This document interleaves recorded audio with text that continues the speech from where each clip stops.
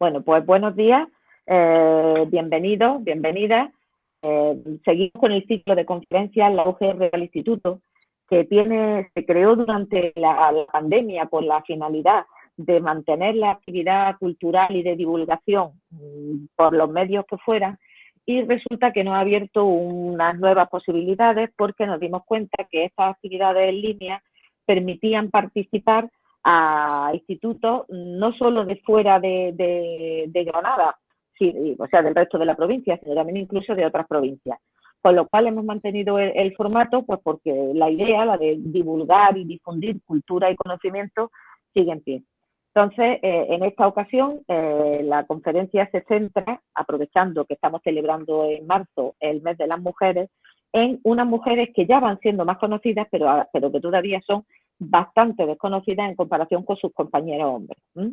La época de la República, justo de antes de la guerra, fue una época de un florecimiento cultural y literario extraordinario. Pero ese florecimiento no solo estuvo protagonizado por hombres, de hecho, en torno a los hombres que conocemos como generación del 27, que tampoco eran solo literatos, había también músicos, había pintores, hubo mujeres no menos extraordinarias que ese conjunto de intelectuales que tanto aportaron a la cultura española, aunque luego nos luciera poco, ¿no?, su aportación. Ese conjunto de mujeres han sido, la hemos dado en llamar las sin sombrero, porque como un gesto de libertad se negaron, entre otras cosas, a acatar esa norma de vestimenta que debían cumplir entonces las señoras y señoritas de cierto estatus. Y precisamente a estas mujeres son a las que ha investigado nuestro conferenciante de hoy. El profesor Jairo García Jaramillo es licenciado en Filología Hispánica por la Universidad de Granada y empezó muy joven a trabajar como profesor de secundaria sin que haya dejado su trabajo de investigación filológica durante todos estos años. Un trabajo además muy brillante que en 2011 le valió el 13º Premio Internacional de Ensayo Miguel de Unamuno, precisamente por un trabajo titulado La mitad ignorada en torno a las mujeres intelectuales de la Segunda República. Su experticia en este tema es tal que cuando se planteó hacer un documental que seguramente todo el mundo ha visto sobre este grupo de mujeres, sobre esta mitad silenciada, se contó con él y además él sale en el documental hablando de estas circunstancias, ¿no?, de estas mujeres que fueron pues desde la pintora Maruja Mayo hasta María Teresa León, pasando por Luisa Carnet, por un montón de escritoras, de las que poco a poco vamos sabiendo cosas. Entonces, el mes de marzo, en realidad cualquier otro, es especialmente idóneo para que el profesor García Jaramillo nos dé al menos unas pinceladas de quiénes fueron estas mujeres para que su aportación a este país no quede silenciada más de lo que ya lo ha estado durante tanto tiempo. Así que muchísimas gracias, Jairo, por aceptar la invitación de la universidad para esta conferencia y tienes la palabra. Pues nada, muchísimas gracias. Es para mí un placer y un honor formar parte de este ciclo de conferencias en torno a temas tan interesantes que considero que al alumnado le pueden también llamar la atención y que pueden hacer que se motive hacia un futuro campo de investigación, ¿no?, como es en el caso de hoy las escritoras de la generación del 27. Vengo de clase hace un rato, yo estoy en el Instituto Severo Ochoa, o sea que estoy viendo algunos de de las conexiones, ¿no?, que están ahí en el aula. Así que nada, quería antes que otra cosa, deciros que soy consciente, porque muchas veces estoy ahí en mi trabajo, de que las conferencias pueden ser un poco aburridas, ¿no? Entonces voy a intentar en la medida de lo posible hacerlo más ameno y llamar vuestra atención sobre este tema. Me voy a valer de una presentación, pero ya veréis que son imágenes que creo que son interesantes de ver y que no todo el mundo ha visto, ¿no? Entonces, os pido un ratito de atención. Sobre todo me dirijo eso al alumnado, a vosotras y a vosotros que estáis ahí al otro lado, ¿no? Entonces, sé que muchas veces estas cosas son así. Vamos a intentar hacerlo de la forma más amena, ¿no? Siempre lo presencial, pues, tiene ese plus que está allí el conferenciante, pero a pesar de eso, lo intentamos.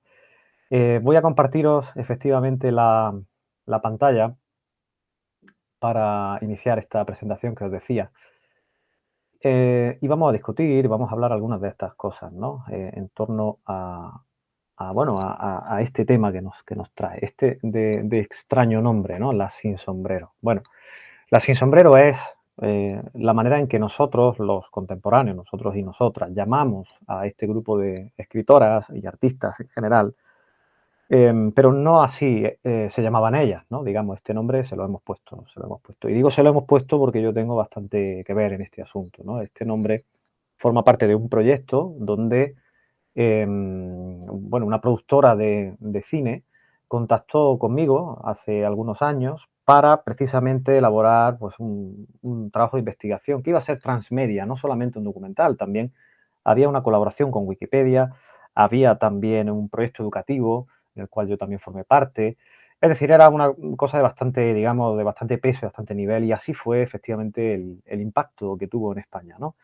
Hablaremos un poco más adelante de este documental, si os parece, pero en principio vamos a adentrarnos, creo que la manera de comenzar, y así lo decía perfectamente al comienzo Pilar, con digamos, esta foto histórica, esta foto que todos y todas seguramente conoceréis, que aparece en los libros de texto habitualmente, ¿no? Y es la que da nombre a la generación del 27. Efectivamente, nosotros llamamos generación del 27 a este grupo, y lo sabréis todos y todas los que estáis estudiando ahí al otro lado de la pantalla, ¿no? En cuarto de la ESO, seguramente, en segundo de bachillerato, habréis visto cómo empiezan a hacernos sonar, bueno, ya desde la escuela, ¿no? Pero sobre todo en cuarto y en segundo veréis cómo este grupo empieza a sonar con más frecuencia, principalmente, claro está, porque en él está la figura de Federico García Lorca, ¿no? Que es probablemente nuestro escritor de lengua española más importante.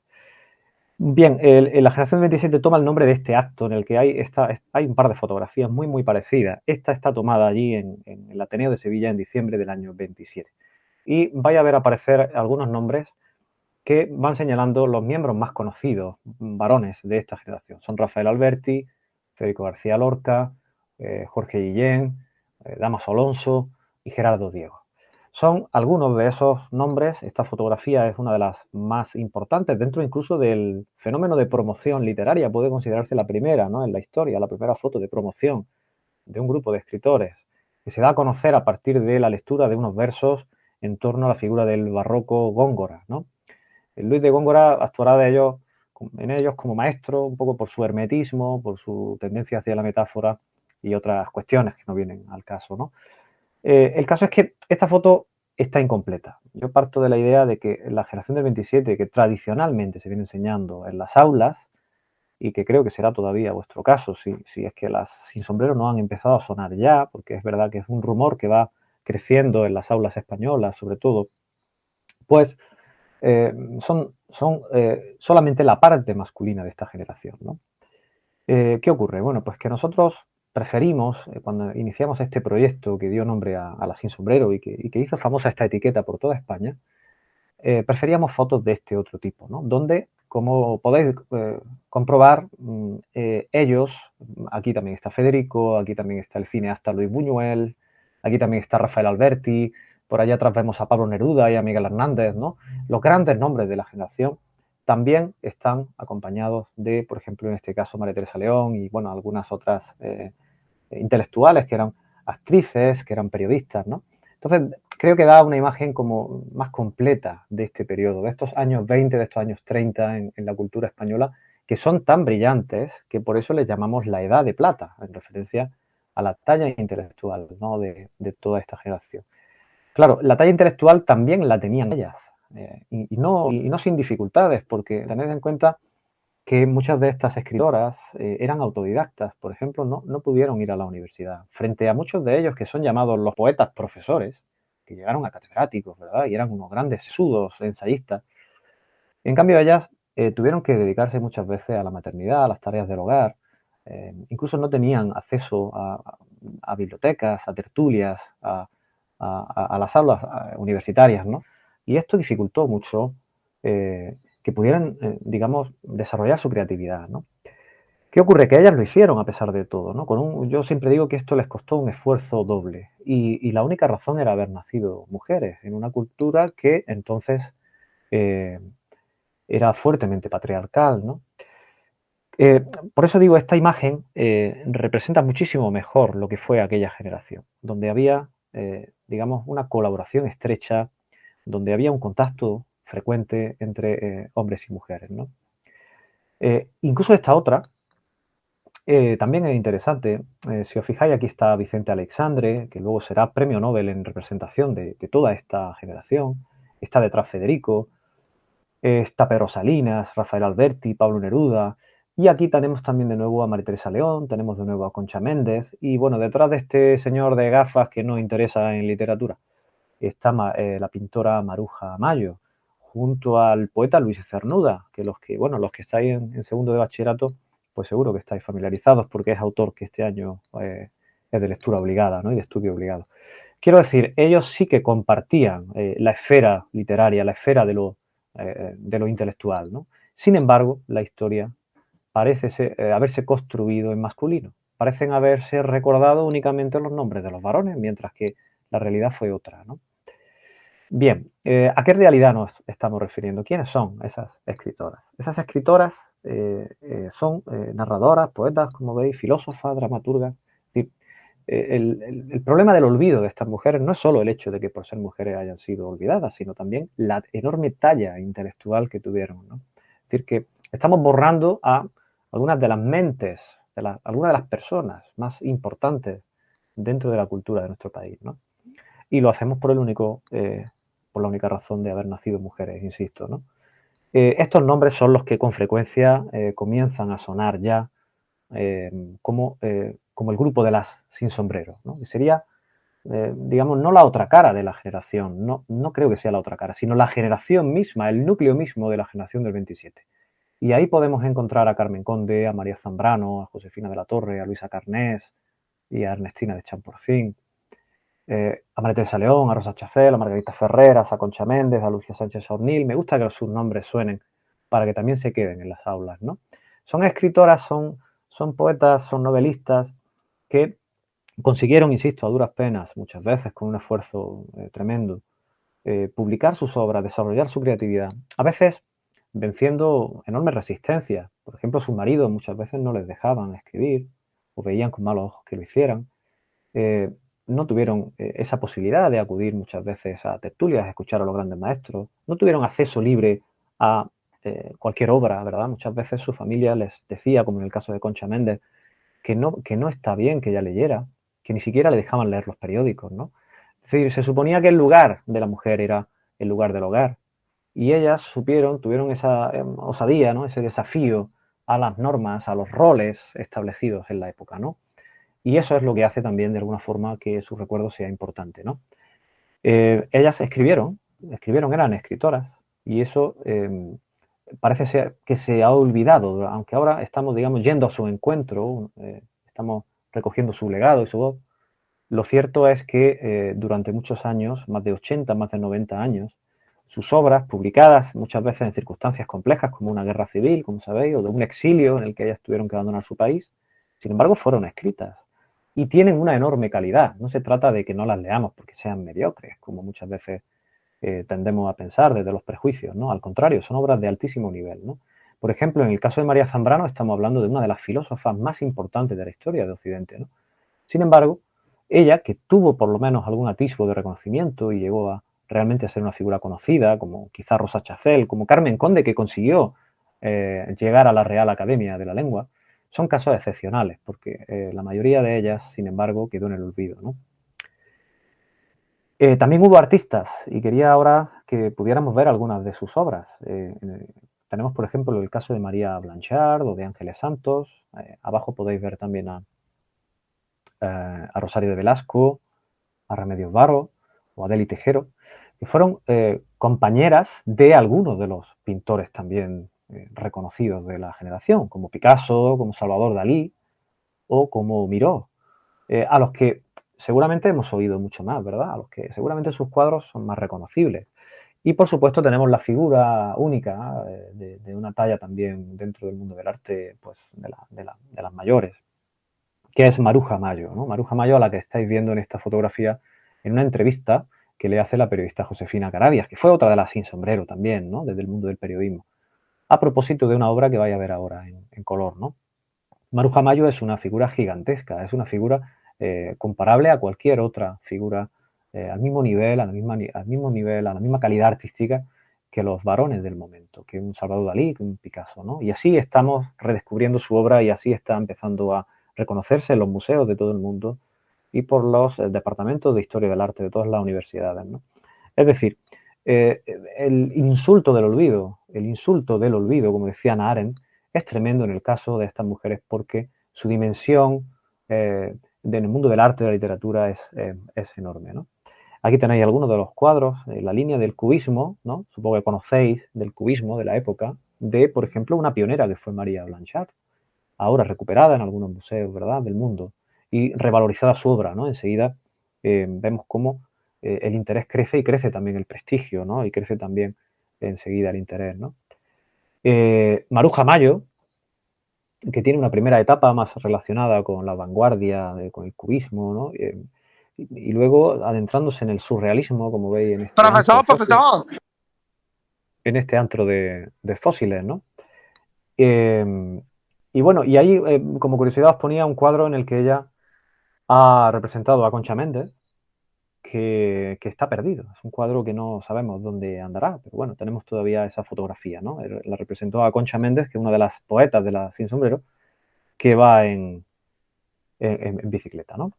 Bueno, Ángeles Santos, otra de las importantes pintoras de este momento, que pinta muy, muy, muy jovencita. Ahí, por ejemplo, uno de los temas que nos interesa, ¿verdad?, que es una tertulia de mujeres, fijaros, desde esta manera de entender el arte desde el cubismo, ¿no?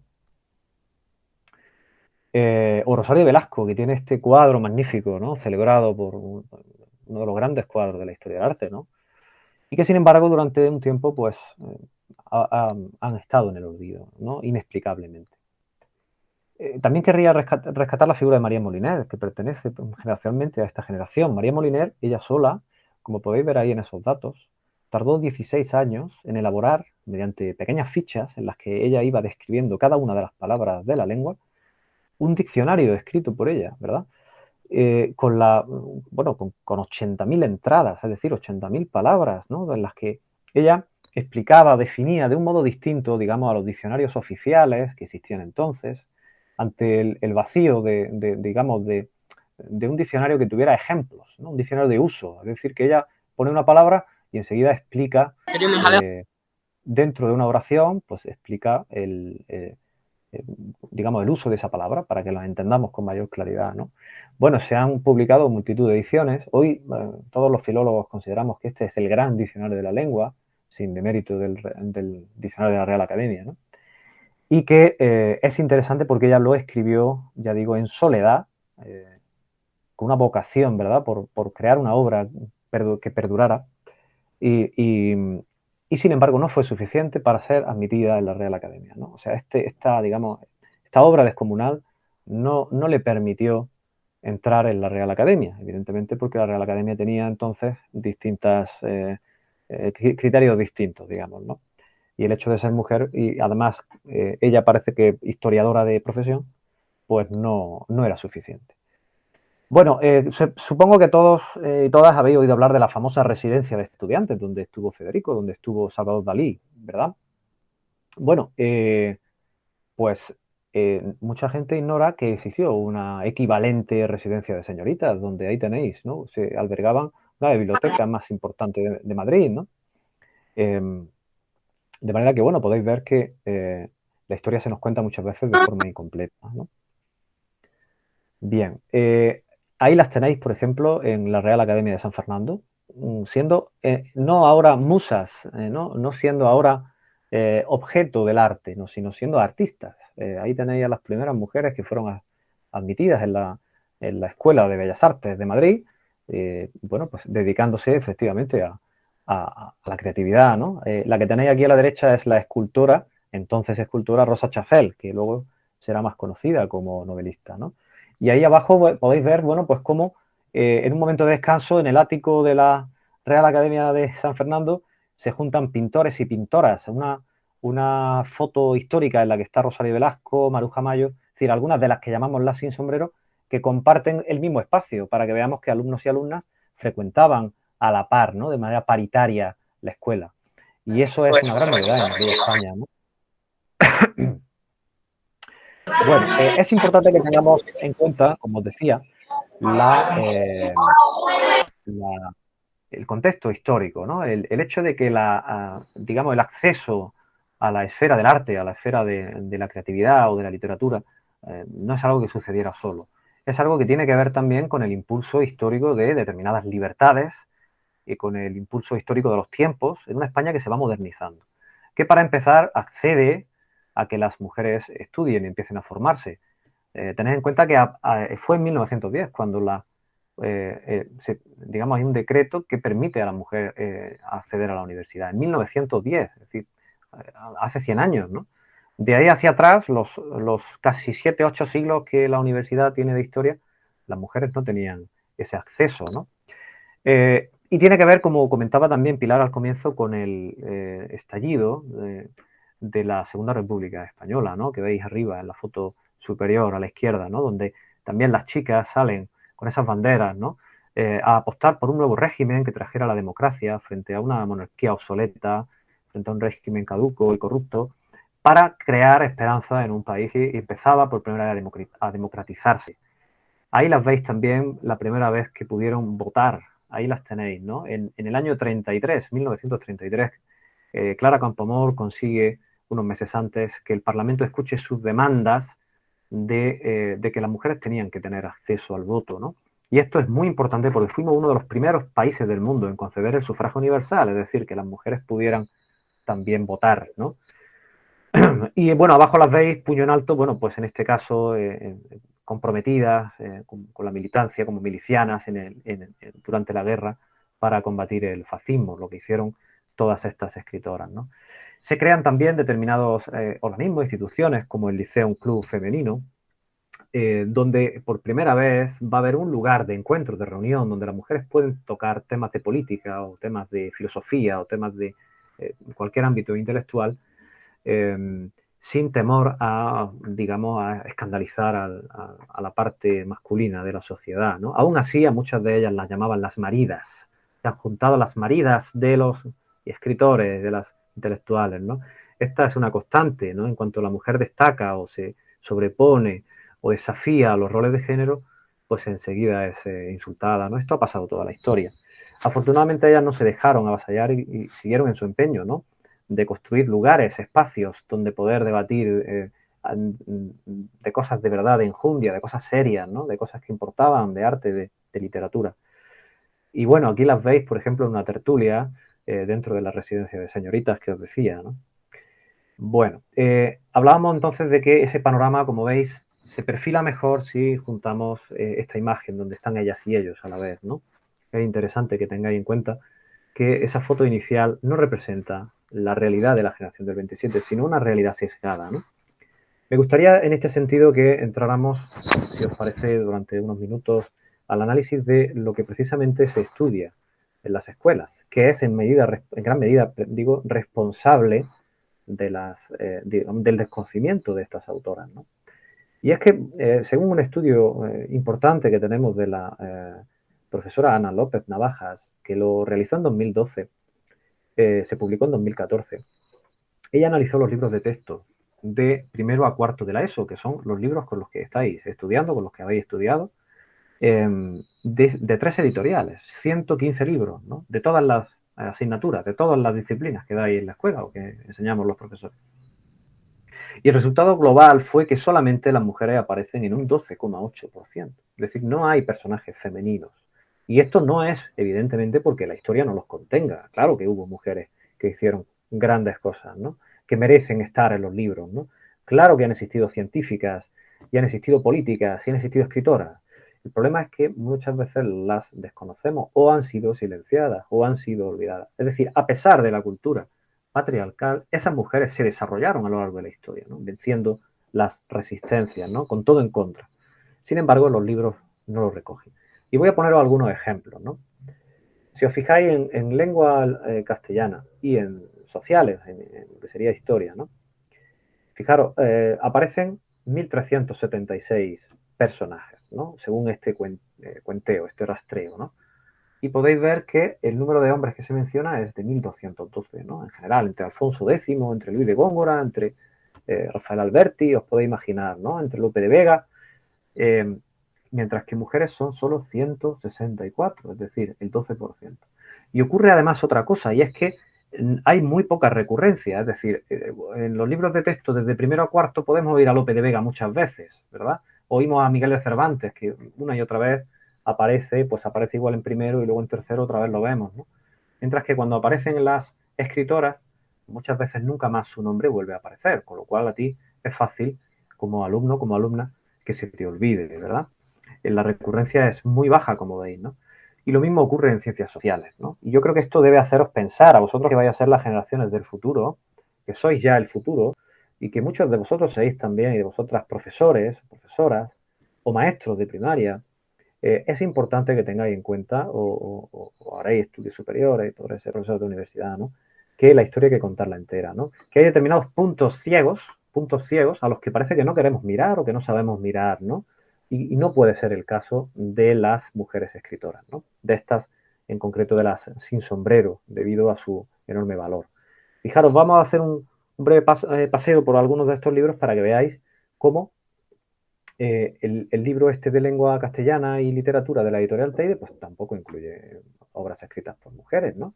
Estáis viendo que se menciona a Salinas, a Guillén, a Diego, eh, y no hay ninguna escritora. De esos libros que os enseñaba, de esas portadas, ninguno es mencionado. Si os fijáis, el olvido, el silencio es total, ¿no? ¿Creéis que podía ser cosa de un solo libro? Pues podemos ver otros, ¿no? Fijaros que este de otra editorial distinta, pues ocurre lo mismo. Dice, oye, estos son los libros que hay que aprenderse, las obras grandes de la cultura española. Y no hay ningún libro escrito por una mujer, ¿no? Probablemente el autor o la autora del libro a veces también es autora. No conoce a las escritoras, porque no las ha estudiado también en el instituto, en la universidad, con lo cual cuando a ella le encargan o a él le encargan hacer un libro de texto, reproduce la enseñanza incompleta que ha recibido, ¿no? Si no tiene, digamos, esa inquietud por ampliar un poco sus horizontes y sus miras, lo cual tampoco hay que exigirle a lo mejor a todo el mundo, pues resulta que el autor hace un libro pues según ha aprendido, ¿no? Aunque quizá no sería lo adecuado, pero y eso hace que el tremendo vacío sobre estas mujeres se siga una y otra vez reproduciendo. No sé si entendéis por dónde voy, ¿no? Fijaros, hay a veces que es todavía más evidente, ¿no? Aquí tenemos un buen principio, podría ser ver las fotos. Fijaros en el pie de la fotografía. Dice, en esta foto podemos ver de pie de izquierda a derecha a Rafael Alberti, podemos ver a Luis Buñuel, ¿los veis? Aquí arriba, y a Federico García Lorca. Sin embargo, el libro, el autor, no parece ver a María Teresa León, que está ahí delante, además en primera fila, ¿verdad? Sin embargo, el pie de foto no lo recoge. Esto es verdaderamente sorprendente. Y oye, desde mi punto de vista, esto es también violencia contra la mujer, ¿verdad? ¿Por qué? Porque estamos privando de una genealogía del saber y del arte femenino en la escuela a las futuras generaciones, no solo a las chicas, también a los chicos. Estamos privándolos de conocer quiénes fueron las personas que antes que ellos escribieron, en este caso las mujeres, ¿verdad? Bueno, podéis verlo en segundo de bachillerato, donde la foto es la misma y donde el pie de foto incluso incluye otra donde también está María Teresa León. Y en ninguna de las dos fotografías, en ninguno de los dos pies de fotografía, se indica que ahí está María Teresa León, ¿verdad? Escritora de una producción de enorme interés, una de las autoras más creativas e importantes de nuestra generación, a la que, por cierto, debemos la salvación del Museo del Prado, y que, sin embargo, que durante las bombas ella se encargó de evacuar los grandes cuadros de Velázquez y de Goya. Es decir, una figura fundamental de nuestra cultura que no aparece en esos pies de foto, ¿no? Y, y si por si fuera poco, veis que se hace una nueva edición de este libro con la ocasión de haber retocado ese pie de foto y el pie de foto permanece, incluso se ha redactado, pero no para incluir a María Teresa León tampoco, ¿no? Entonces, creo que esto puede daros idea de que en el fondo la cuestión os afecta, ¿no? Esto de este olvido, digamos, de la producción artística, literaria, es algo que nos interpela desde el pasado, ¿verdad? Para construir un futuro mejor, ¿no?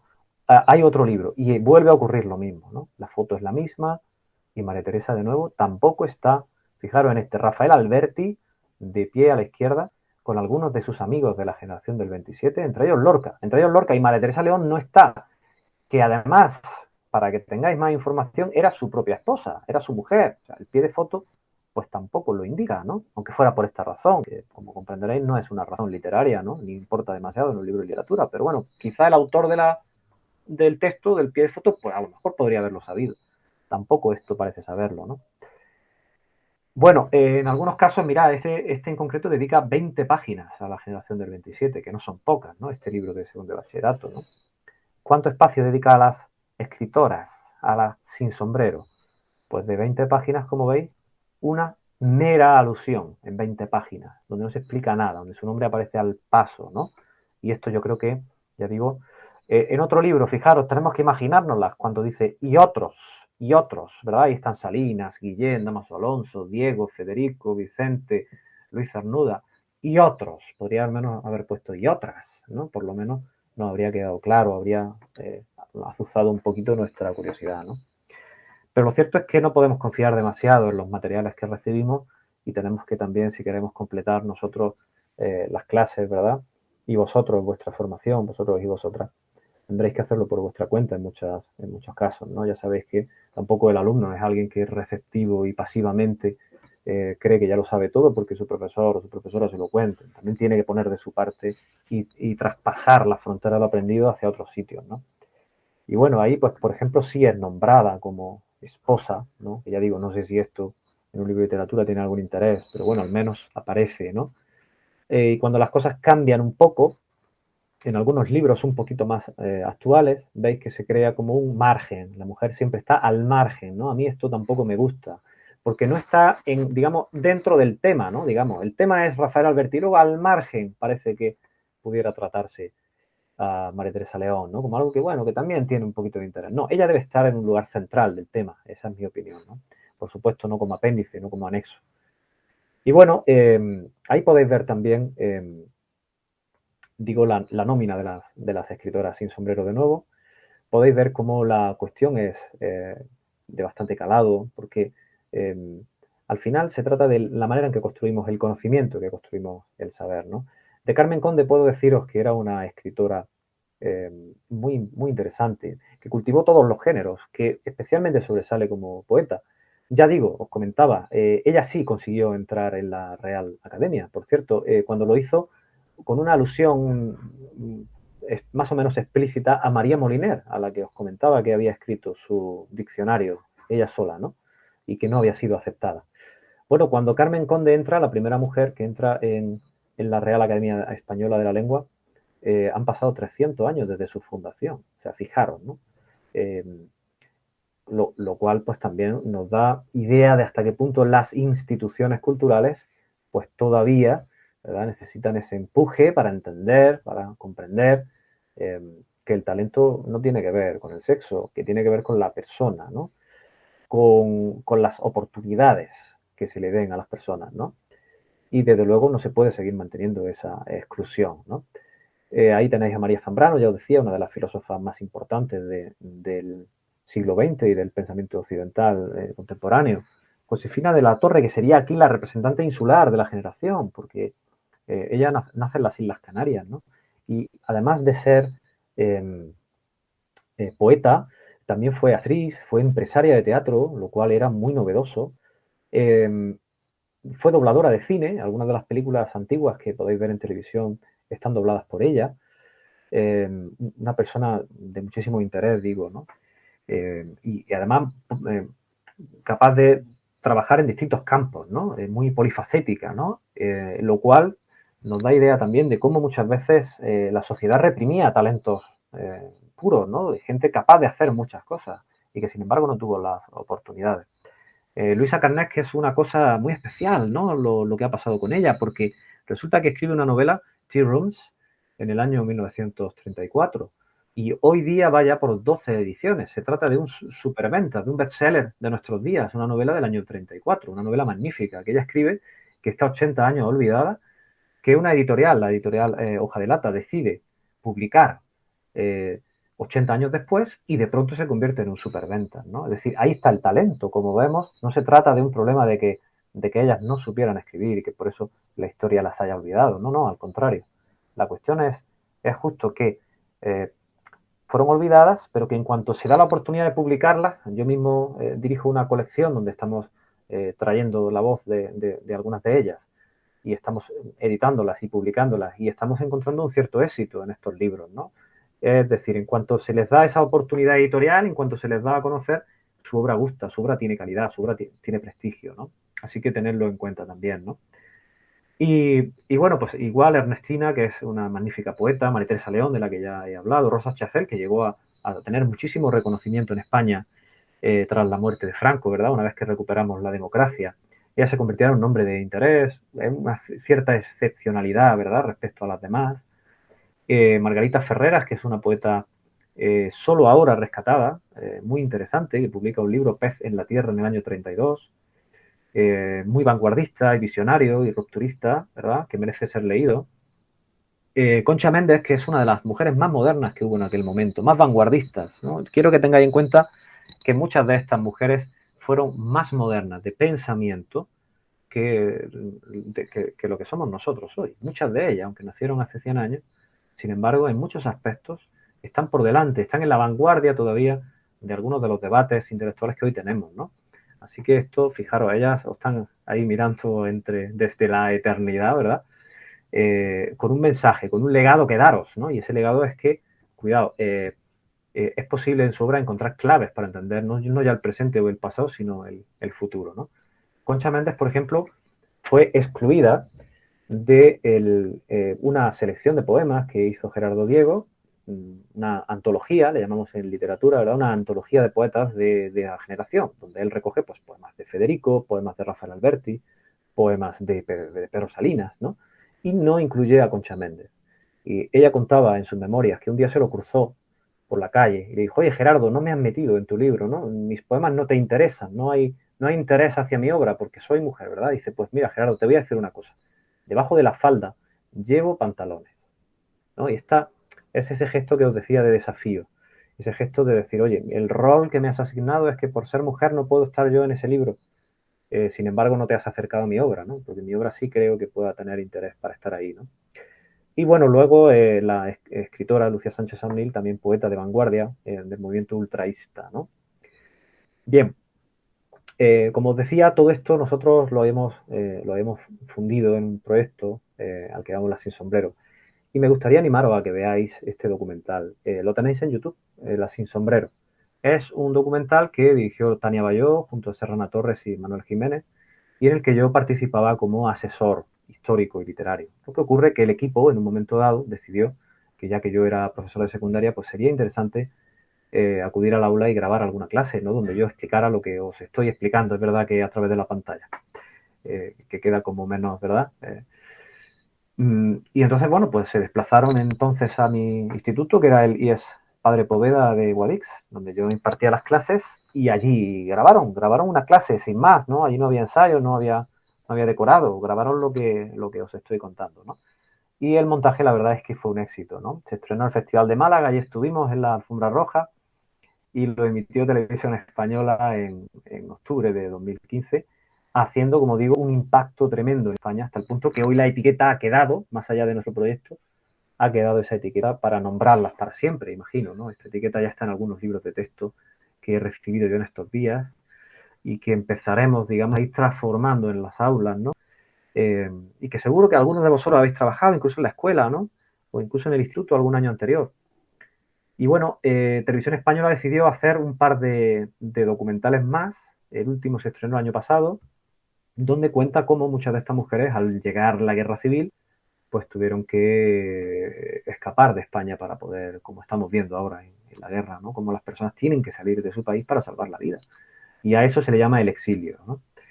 Y cómo, bueno, pues ellas desde el exilio tuvieron que recomenzar su vida y allí no eran nadie, porque no eran conocidas, porque las editoriales no les podían publicar, no sabían quiénes eran estas mujeres, ¿no? Entonces tuvieron que volver a empezar, ¿no? Y bueno, La Sin Sombrero 2, que se estrenó hace unos años, pues recoge otro caso muy peculiar. Cuando termina la Guerra Civil y comienza esta tremenda dictadura que sufrió España, algunas de estas escritoras que habían conocido la libertad durante la Segunda República y la democracia, y habían participado y habían votado, ¿verdad? Y habían militado en partidos políticos, cuando desaparecen las libertades, ellas no pueden escapar, no pueden ir al exilio, de manera que se quedan a vivir en España y tienen que rehacer su vida dentro de un régimen con el que ellas no comulgan, con el que ellas no están de acuerdo, porque es una dictadura, ¿de acuerdo? Y es importante, ya digo, que veáis los documentales que están en abierto, que podéis verlos en la página de Televisión Española o en YouTube, porque cuenta también la vida de cada una de ellas y habla de sus obras, ¿no? Y hemos tratado de hacerlo muy, muy ameno, muy didáctico, para que podáis también, en fin, dependiendo de la edad, ¿no? Dependiendo de cada uno el bagaje y los conceptos que tenga, pero que pueda más o menos conocerlas, ¿no? Y bueno, ya digo, esta sería una imagen más completa. Me gustaría que os quedarais con esta idea, ¿no? La idea de que la generación del 27 está formada por artistas de muchos tipos, pintores, escultores, cineastas, muchos de los cuales fueron mujeres, ¿no? Y que por el hecho de serlo han sido apagados, olvidados, esquinados en la historia, ¿no? Y esto creo que es importante que lo difundamos, ¿no? Por eso, no solamente porque estemos cerca del 8M, ¿no? Sino en general porque hay que trabajar estos temas, a los que nosotros llamamos coeducar, ¿no? Educar en la igualdad de derechos, oportunidades, eh, y construir, bueno, pues un saber más completo y en el fondo más riguroso también, ¿no? Mucho más riguroso. Para terminar, si os parece, y luego, bueno, podemos abrir, si queréis, una ronda de preguntas, no sé lo que las tecnologías nos permitirán, me gustaría que tuvierais en cuenta esta imagen. Vamos a leer los poemas al final. Esta sería una idea, más mosaica, más global, ¿verdad? De la generación, donde están ellos y ellas. Es decir, tampoco se trata de que quitemos ahora los varones y solo estudiemos las mujeres, ¿no? Sería algo realmente estúpido, sino de ampliar la nómina, ese abanico de creadores y estudiarlos a todos y a todas, ¿no? Y esta imagen que os decía, nosotros estamos enseñando así y sin embargo debemos enseñar así, ¿no? Esto es importante, ¿no? Está Rafael, está Federico y está María Teresa León, ¿no? Y los libros de texto tienden a presentarnos esta realidad. Sin embargo, no olvidéis que la realidad es esta otra. Y si os parece, vamos a leer un par de textos de estas escritoras y ya os digo, y podemos abrir alguna ronda de preguntas, si os parece. No sé si las tecnologías nos permitirán que desde el aula podáis preguntar algo, si es que queréis organizar ahí, ¿no? Porque seréis también grupo numeroso. Pero bueno. Sí, pero Jairo, lo solemos hacer a través del chat, o sea, el profesor o la profesora hacen, digamos, de portavoces, y entonces pueden hacerlo a través del chat o los alumnos o alumnas se lo preguntan, se lo dicen a los profes y los profes hacen la pregunta. Y el profe, pues fenomenal, pues yo encantado. Vale, os leo primero, si os parece, de acuerdo, muchas gracias, Pilar. Os leo, si os parece, el poema de Concha Méndez, para que intentéis, si os parece, quedaros con la idea que transmite Concha Méndez, ahora veréis, ¿no? Dice: alas quisiera tener y recorrer los espacios, viviendo la libertad deliciosa de los pájaros. Elevarse de la tierra y surcar todos los mares, volando sobre los trópicos, sobre las tierras polares. Hacer nido en primavera, deshaciéndolo después, y pasar año tras año sin recordar lo que fue. Qué existencia deliciosa. Alas quisiera tener. Como veis, bueno, se trata de un poema en el que Concha Méndez, desde su situación, este contexto que os trazaba, ¿no? Pues está pidiendo libertad, ¿no? Que es tener alas, que es querer tener alas, ¿no? Alas quisiera tener, ¿no? He escrito esto desde una joven, desde los años 20, que está viendo cuál es su situación también familiar, ¿verdad? Donde había, como digo, bastantes trabas, bastantes resistencias para que ella hiciera la vida que ella quería llevar, simplemente para ser ella, ¿no? Pues este poema se puede leer en esa clave, ¿no? En esa clave un poco liberadora, ¿no? Y lo mismo ocurre con el poema de Ernestina, de Champurcín, ¿no? Donde dice: si derribas el muro, qué gozo en todas partes, qué lazo de palabras se sentirá en la tierra, y todo será nuevo como recién nacido. Si derribas el muro de todas las mentiras, qué júbilo de amor abierto sobre el mundo, qué horizonte sin nubes en la curva del cielo. Claro, podréis entender, si estáis siguiendo ¿no? El hilo un poco del discurso que os trazo, ¿no?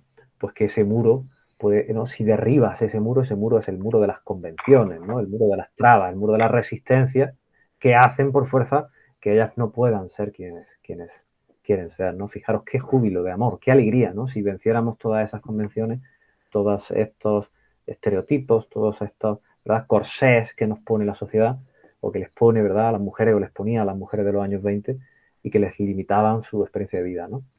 Y por eso digo, estos son poemas que pueden tener ese significado, esa lectura, ¿no? Que, bueno, los símbolos son siempre muy abiertos, ¿no? Bueno, ya os decía, esta es un poco la imagen que quería que os quedarais, ¿no? De una generación más compleja, ¿no? De una generación donde están varones y mujeres colaborando y escribiendo a la par, ¿no? Y bueno, y quedaros con esa idea de quiénes son las sin sombrero, que deciden quitarse esta prenda de vestir que tenían que llevar, porque era una especie de convención, era una especie de obligación por ser chicas, ¿no? Y por ser señoritas de bien, ¿no? De un cierto estatus social, tenían que llevarlo. Y ellas deciden, como cuenta Maruja Mayo en el documental, podéis verlo, que ya está bien, ¿no? De esta opresión, de esta represión, de esta convención. Y deciden quitarse el sombrero y cuando van por la Gran Vía dando un paseo, las empiezan a insultar y le tiran piedras, ¿no? Y por eso vimos que esta era una imagen y esta era una etiqueta buena para mostrar su desafío hacia esa sociedad tan injusta, ¿no? Y tan desequilibrada. Y bueno, por mi parte, pues esto sería todo, ¿no? Muchas gracias y si queréis, pues abrimos una rondita de preguntas. Muy bien. Muchísimas gracias, Jairo, por la estupenda conferencia. Yo soy consciente de cuánto te ha costado hacer esta síntesis tan buena, porque, en fin, era mucha la amplitud del material del que partía, pero creo que ha servido por lo menos para dar a conocer los nombres, incluso las caras, de personas que con enormes cosas que aportar, pues no son conocidas por casi nadie. Yo no dejo de reflexionar y os invito también a reflexionar por qué la mitad de la humanidad, por así decirlo, quiere prescindir de lo que tiene que aportar la otra mitad. Hay que darle vuelta a por qué pasan esas cosas. ¿A quién le interesa que toda esa riqueza creativa de pensamiento intelectual, artística, quede olvidada? ¿Y por qué? Y desde luego confiamos en que vosotros seáis la generación que contribuya a eliminar estas situaciones, que seáis la generación de la igualdad total. Se va a conseguir pronto, seguro. Bueno, pues como decía el profesor García Jaramillo, que si queréis hacer alguna pregunta, o bien utilizando el chat, o abriendo vuestra profe o vuestro profe el micrófono, podéis plantearla. Espero no haberos aburrido mucho. ¿Qué va? ¿No hay preguntas? ¿Nadie se anima a hacer algún comentario? ¿Alguna curiosidad que tengáis? Si queréis os dejo el enlace, ya digo, el documental, hombre, siempre lo cuenta mejor, ¿no? Porque está preparado para el cine, ¿no? Para un espectador. Entonces, bueno, si queréis, os pongo ahí en el chat la primera. Si queréis, bueno, ahí podéis luego también curiosear y si queréis verme ahí dando una clase, pues también aparezco, como decía Pilar, ahí. Y bueno, pues puede ser un complemento también, ¿no? Ahí os dejo Muy bien. el enlace y veréis a Maruja Mayo. También hay fotos de ellas, hay vídeos de ellas donde se explican por sí mismas, ¿no? Y podéis también bucear en otras, ¿no? Y picar y curiosear, ¿no? En otras vidas que, bueno, aquí pues tampoco cabían por el tiempo, ¿no? Bueno, pues si nadie se anima a hacer comentarios o preguntas, vamos a darle otra vez las gracias a Jairo. Ah, bueno, aquí hay una. Buenas tardes. Más que una pregunta, quería felicitarte por la gran labor que estás realizando, pues es importantísimo que las nuevas generaciones puedan conocer a mujeres que tuvieron una gran influencia en esta época. Sin duda, sí, sí. Muchísimas gracias. Sí. Gracias. Sin duda que Jairo está haciendo una gran labor en eso.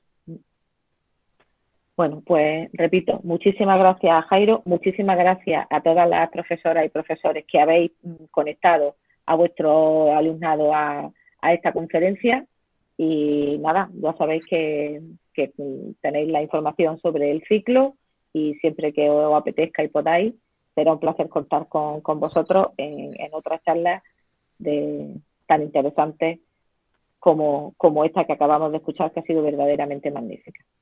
Aquí el Américo Castro también da las gracias. Muy bien. Pues nada, Muchas gracias, saludos gracias. Y hasta la próxima. Gracias, Jairo. Hasta luego. Gracias.